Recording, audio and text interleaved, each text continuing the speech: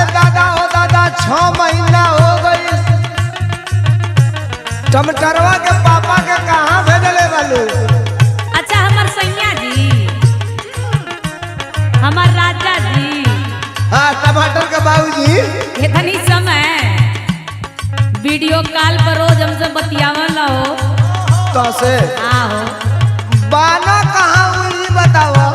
अच्छा कहाँ बटा बता दे बताओ। तारा के नहीं खा पता। नहीं खे पता तो सुना बोलो। कई के वीडियो कॉल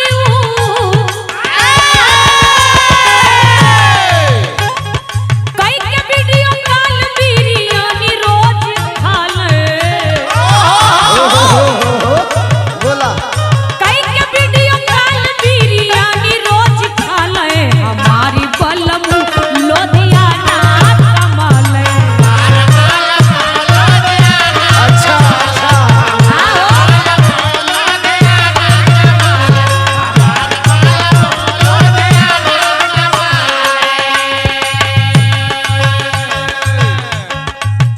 बुझ गए बुझ गईला ना।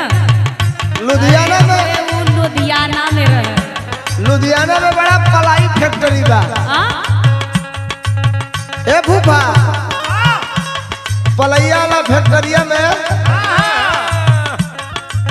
ओई में लोहा खींचे ना नहीं हो। अरे हमारे वो ऑफिस का काम करल। ऑफिस का ना हाँ हाँ। हम बुझो तनी कितना करी ऑफिस का काम करे ला लोग लुधियाना में। सुना हाँ बोला। आई मोबाइल का सारे जवन गड़बड़ कर दिया जान तलू का हो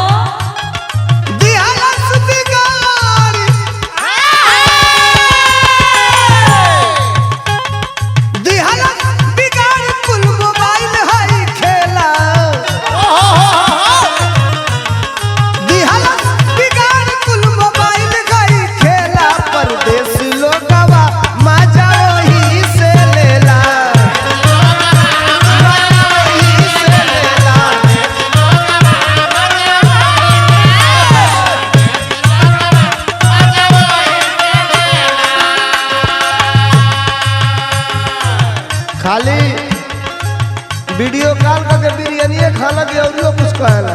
हमसे बड़ा प्यार करल हो कोई कोने में। लुधियाना में 3 प्रकार का बिरयानी निकाले। अच्छा चिकन बिरयानी, हाँ मटन बिरयानी हाँ। और एगो कौआ बिरयानी। अच्छा लगा तो वही फैक्ट्रिया में तू पेंट पॉलिश मार के खैले हवा। पहले ना अच्छा पलाई वाला लोग वे खाला लोग। सुना बोला फोनवा पे कहले हमरा के रानी मन गड़ुआ ला देह होला पानी पानी।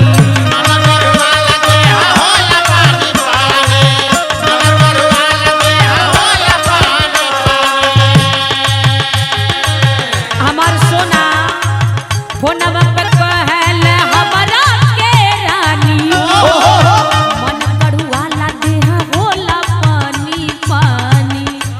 और और पहले से हाँ वीडियो कॉलिंग में देखलू हाँ हाँ देखलिए हो कैसन भइल बा ना। पहले से चिक करे और बोरो बोरी बुझाले। पहले से मोट काट गई बटे। पहले से चिकन और बोरो बोरी बुझाले। हमारी बलम लोधियाना कमाले।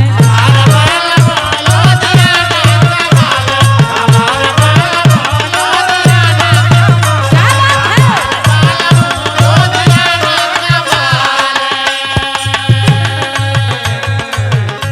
देखबू हाँ का हो वर्षा लाई लगा के कहला कि जवन 1.5 बीघा खेत रहन धइल बा अच्छा ए बारी कमा के आई तो वही के छोड़ाई। हाँ कुल रुपया घोट लिहलू भाई का तो।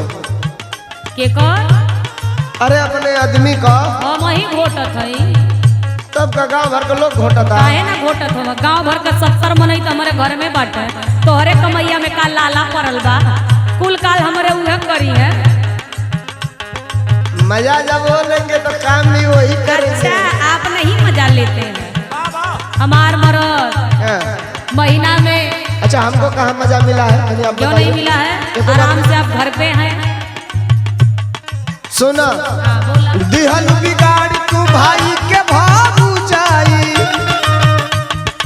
अरे दिहल बिगाड़ी तू भाई के भागू जाई, चुस लिहल यही में सगरी